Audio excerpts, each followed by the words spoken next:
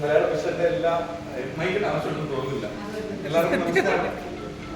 കഴിഞ്ഞ 2 വർഷമായിട്ട്, കഴിഞ്ഞ വർഷം നമ്മൾ ഇവിടെ തന്നെ പ്രവേശനം നടത്തിയത്. എന്താ പറയുക, ഓരോ വട്ടവും പിള്ളേർ വരുമ്പോൾ ഞാൻ ഞങ്ങളുടെ വിഷയം മാഡത്തിനോട് പറയും. കാരണം എനിക്ക് ഏറ്റവും കൂടുതൽ സംസാരിക്കാൻ എളുപ്പം മാഡത്തിനെടുത്താണ്. അപ്പം ഞാൻ ചോദിക്കും പിള്ളേർക്ക് എന്താ കൊടുക്കാൻ പറ്റുക. അങ്ങനെ ഈ പ്രാവശ്യം നമ്മൾ കുറെ സമ്മാനങ്ങളൊക്കെ അവർക്ക് വേണ്ടി കൊടുത്തിട്ടുണ്ട്.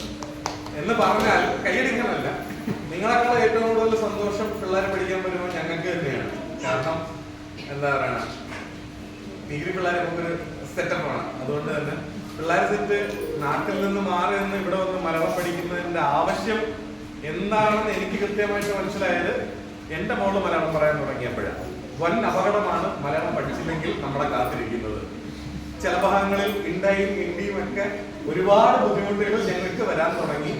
പിന്നെ പല വാക്കുകളുടെ അർത്ഥമൊക്കെ പറഞ്ഞു കൊടുക്കാൻ കഷ്ടപ്പെടാൻ തുടങ്ങി. അപ്പൊ അതുകൊണ്ട് ഞങ്ങളും ഈ പ്രാവശ്യം വളരെ, എനിക്ക് തോന്നുന്നു ലാസ്റ്റ് അഡ്മിഷൻ ഒരു പക്ഷെ എന്റെ മോളുടെ ആയിരിക്കും.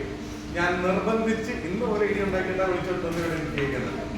അപ്പൊ ഇത്രയേറെ ഞാൻ അന്നേരം മാഡത്തിനോട് സംസാരിച്ചപ്പോൾ പറഞ്ഞു, ഇതിനു വേണ്ടിയിട്ട് ഇനിഷ്യേഷൻ എടുത്ത് വരുന്ന നിങ്ങളെ എത്ര അഭിനന്ദിച്ചാലും മതിയാവത്തില്ലെന്ന്.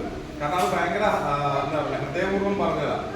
നമുക്കൊരാളെ എന്താ പറയുക, പ്രതിഫലമില്ലാതെ അല്ലെങ്കിൽ തിരിച്ചൊന്നും പ്രതീക്ഷിക്കാതെ വന്നു നിന്ന് ഇത്രയധികം മെനക്കെട്ട് ഇത്രയധികം കോർഡിനേറ്റ് ചെയ്ത്, അതും കേരളം വിട്ട് കർണാടകയിൽ വന്നിരുന്ന് കോർഡിനേറ്റ് ചെയ്യുന്ന നിങ്ങളെ എല്ലാവരെയും ശരിക്കും എന്താ പറയുക, ഹൃദയത്തിൽ നിന്ന് അഭിനന്ദിക്കുകയാണ്.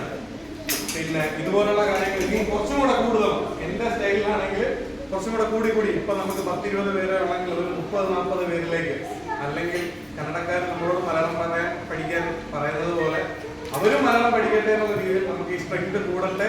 മലയാളം മിഷൻ രാജരാജേശ്വരി നഗർ ഒരു വൻ വിജയമായിട്ട് മാറട്ടെ എന്ന് ഹൃദയപൂർവ്വം ആശംസിക്കുന്നു. എല്ലാവിധ ആശംസകളും.